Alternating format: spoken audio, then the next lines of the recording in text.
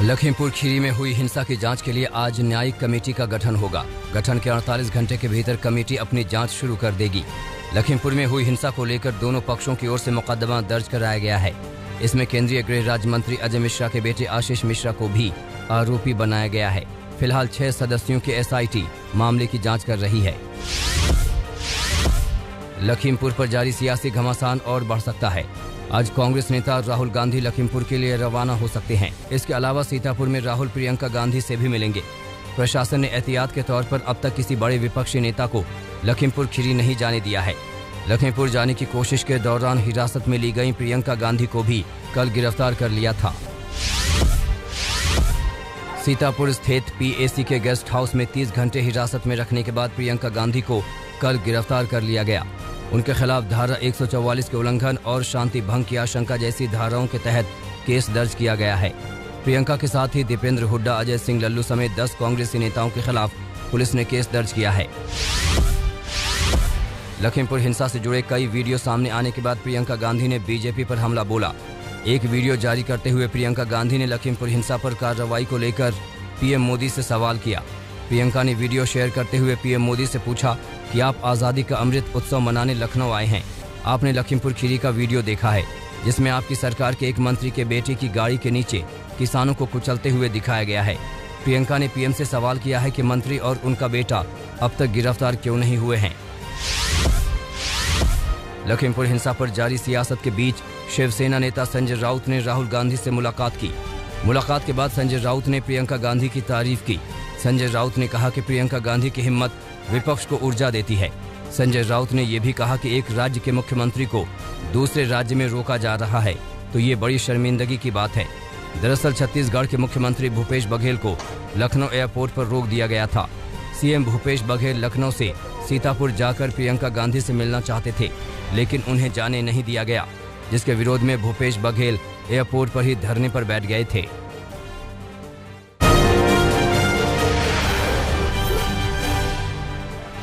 लखीमपुर खीरी में हुई हिंसा को लेकर कांग्रेस नेता नवजोत सिंह सिद्धू ने भी यूपी सरकार पर हमला बोला। नवजोत सिंह सिद्धू ने ट्विटर पर लिखा कि अगर बुधवार तक किसानों की बर्बर हत्या में शामिल केंद्रीय गृह राज्य मंत्री अजय मिश्रा के बेटे आशीष मिश्रा को गिरफ्तार नहीं किया गया और प्रियंका गांधी को रिहा नहीं किया गया तो पंजाब कांग्रेस लखीमपुर खीरी के लिए मार्च करेगी। पंजाब के मुख्यमंत्री चरणजीत सिंह चन्नी ने दिल्ली में गृह मंत्री अमित शाह से मुलाकात की। गृह मंत्री से मुलाकात के बाद चरणजीत सिंह चन्नी ने कहा कि मैंने लखीमपुर खीरी मामले पर बात की। उत्तर प्रदेश में जो हुआ हम उसे सहन नहीं करेंगे। इसके साथ पंजाब के मुख्यमंत्री ने गृह मंत्री से कृषि कानून वापस लेने का अनुरोध किया। लखीमपुर में हुई हिंसा को लेकर विपक्ष का बीजेपी पर हमला जारी है। NCP प्रमुख शरद पवार ने लखीमपुर हिंसा की तुलना जलियांवाला बाग की घटना से की। शरद पवार ने कहा कि जलियांवाला बाग में जैसी स्थिति थी वैसी आज उत्तर प्रदेश में हो गई है। देश का किसान ये भूलेगा नहीं। केंद्र सरकार को भारी असंतोष का सामना करना पड़ेगा। वहीं JDU नेता KC त्यागी ने सरकार को घेरते हुए कहा कि जो वीडियो वायरल हो रहा है वो ब्रिटिश काल की याद दिलाता है। विपक्ष के हमलों के बीच केंद्रीय गृह राज्य मंत्री अजय मिश्रा ने कहा कि अगर कोई घटनास्थल पर उनके बेटे की मौजूदगी का एक भी वीडियो दिखा दे तो वो मंत्री पद से इस्तीफा दे देंगे। अजय मिश्रा ने कहा कि हम लोग किसी भी तरह की जांच का सामना करने को तैयार हैं। जो भी दोषी है जिसने ये सब प्लान किया उसे छोड़ा नहीं जाएगा। लखीमपुर हिंसा से जुड़े कई वीडियो सामने आने के बाद विपक्षी दल गृह राज्य मंत्री पद से अजय मिश्रा का इस्तीफा मांग रहे हैं। वो हमारे बेटे कार्यक्रम स्थल पे थे जो घटना स्थल से 3 से 4 किलोमीटर दूर है और वहाँ पर उनके फोटो वीडियो ऐसी सारी चीज़ें हैं। प्रशासनिक अधिकारी थे, वहाँ पर पुलिस के अधिकारी थे, 1000 से ज़्यादा की भीड़ थी। लोग भी अपने मोबाइल से फोटो बना रहे थे। वो सारे सबूत हैं। उसके साथ साथ हजारों लोग एफिडेविट देने को तैयार। आप एक भी वीडियो दिखा दें मेरे पुत्र की उपस्थिति का वहाँ तो मैं मंत्री पद। साक्ष्य मिल गया कि वीडियो वो है वहाँ। अगर अरे मिलेगा ही नहीं, जब है ही नहीं कैसे मिलेगा यार। लखीमपुर में हुई हिंसा के कई वीडियो सोशल मीडिया पर वायरल हैं, जिनको लेकर तरह तरह के दावे किए जा रहे हैं। आज तक ने मौके पर मौजूद बीजेपी कार्यकर्ता सुमित जायसवाल से घटना के बारे में बातचीत की, जो वायरल वीडियो में एक गाड़ी से निकलकर भागता हुआ नजर आ रहा है। सुमित ने बताया कि मेरे सामने उपद्रवियों ने ड्राइवर को खींचा और डंडे से मारे। फिर मेरे दोस्त के साथ भी यही किया गया। मैं किसी तरह से जान बचाकर वहां से भागा।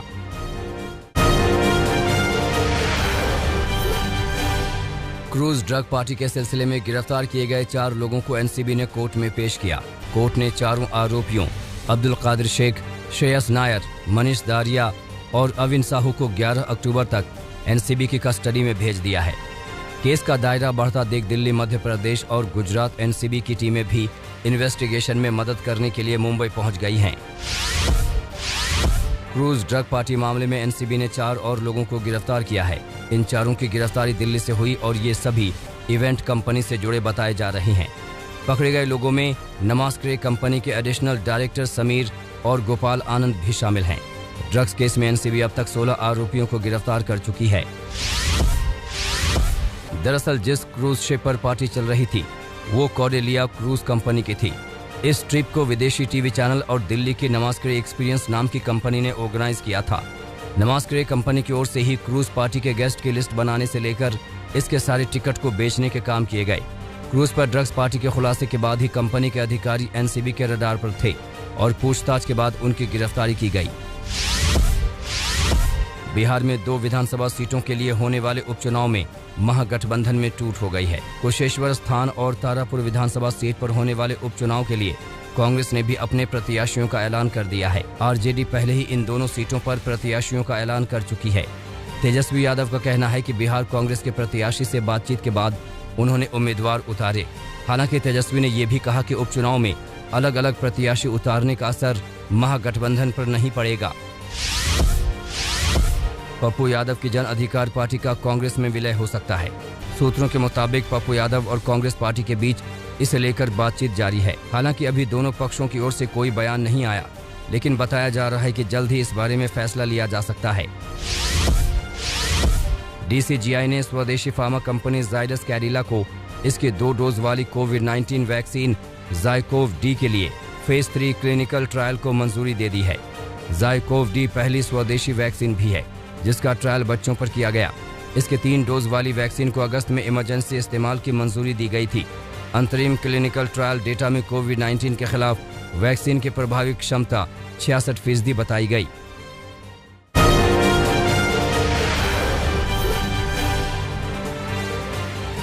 राजस्थान के भीलवाड़ा में अंधविश्वास के चलते भयानक अपराध हुआ है, जहां जहाजपुर उपखंड के उलेला गांव में एक महिला को डायन बताकर जमकर पीटा गया। महिला को सलाखों से दागा गया और उसे कुएं में फेंक दिया गया। महिला ने कुएं के पाइप को पकड़कर किसी तरह जान बचाई। महिला की मदद की गुहार पर कुछ लोगों ने उसे निकाला और अस्पताल पहुंचाया। महिला के हाथ की हड्डी टूटी हुई है और गंभीर चोटें आई हैं। पुलिस ने इस मामले में एक आरोपी को गिरफ्तार किया है। हिमाचल प्रदेश के बिलासपुर में चंडीगढ़ मनाली राजमार्ग पर भयानक सड़क हादसा हुआ है। यहां स्वार घाट के काली माता मंदिर के पास एक कार पहाड़ी के नीचे गिर गई। कार में सवार 4 लोगों की मौके पर ही मौत हो गई। चारों लोग हरियाणा के रहने वाले थे। 3 अक्टूबर को ये हिमाचल घूमने आए थे और फिलहाल कुल्लू मनाली घूमने जा रहे थे। पंजाब के लुधियाना में थाना डिवीजन 1 की पुलिस ने लूटपाट और चेन स्नैचिंग करने वाले 2 आरोपियों को पकड़ा है। पुलिस ने आरोपियों के पास से 2 हथियार बरामद किए हैं। इसके अलावा आरोपियों के पास से पुलिस ने चोरी किया हुआ 15 ग्राम सोना, 1 car, 3 motorcycle, 1 scooty, 4 tab, 3 LED, 2 laptop और चोरी का 1 मोबाइल बरामद किया है। पुलिस जांच कर रही है कि आरोपी कितनी लूट में शामिल रहे हैं। पंजाब के लुधियाना में क्राइम ब्रांच ने हथियारों के 2 तस्करों को गिरफ्तार किया है। जानकारी के मुताबिक क्राइम ब्रांच के डिवीजन 1 ने सूचना के आधार पर 2 तस्करों को पकड़ा है। आरोपियों के पास से 32 बोर के 2 पिस्टल, 4 कारतूस और 1 मैगजीन बरामद हुई है। आरोपियों के पास से 3 फोन भी जब्त किए गए हैं। पुलिस आरोपियों से पूछताछ कर रही है कि उन्हें ये हथियार कहां से मिलते हैं और हथियारों को ये किसे बेचते हैं। राजसमंद में सौतेला पिता पर अपनी ही बेटी से रेप का आरोप लगा है। आरोपों के मुताबिक आरोपी ने अपनी सौतेली बेटी के साथ रेप किया और मारपीट की, जिसके बाद नाबालिग घर से भाग गई। लड़की की मां ने अपने पति पर रेप का मामला दर्ज कराया है।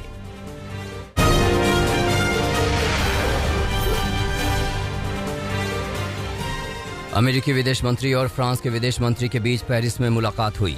ब्रिटेन और अमेरिका द्वारा ऑस्ट्रेलिया को पनडुब्बी बेचने के मसले के बाद अमेरिका और फ्रांस के रिश्तों में कड़वाहट आई थी। दोनों देशों के बीच रिश्तों को सुधारने की पहल के तौर पर यह दौरा देखा जा रहा है। फ्रांसीसी राष्ट्रपति इमानुएल मैक्रों ने एक इंटरव्यू में बड़ी बात कही। G20 देशों को सामने आकर तालिबान को सीधा संदेश देना चाहिए। महिलाओं के लिए समानता, विदेशी मानवीय कार्यों तक पहुंच और इस्लामी आतंकवादी समूहों के साथ असहयोग के मुद्दे पर तालिबान को संदेश दिया जाना चाहिए। अफगानिस्तान पर हुए तालिबानी कब्जे के बाद पहली बार अफगानिस्तान क्रिकेट टीम की तस्वीरें आईं। T20 वर्ल्ड कप में हिस्सा लेने के लिए काबुल के स्टेडियम में टीम प्रैक्टिस करती दिखी। इजराइल ने सोशल मीडिया कंपनियों पर नकेल कसने का इशारा किया। इजरायली संचार मंत्री ने इंटरनेट कंपनियों को सरकारी रेगुलेशन के दायरे में लाने के सवाल पर कहा कि उसकी सरकार इस मसले पर गंभीरता से विचार कर रही है। ब्रिटेन में ट्रक ड्राइवरों की कमी पर ब्रिटिश प्रधानमंत्री बोरिस जॉनसन ने कहा कि 127 विदेशी ड्राइवरों ने देश में ट्रक चलाने के लिए वीजा की अर्जी लगाई है। जल्द हालात सुधरेंगे। फिलहाल ब्रिटेन में ट्रक ड्राइवरों की कमी को देश की सेना अपने ड्राइवरों से पूरी कर रही है।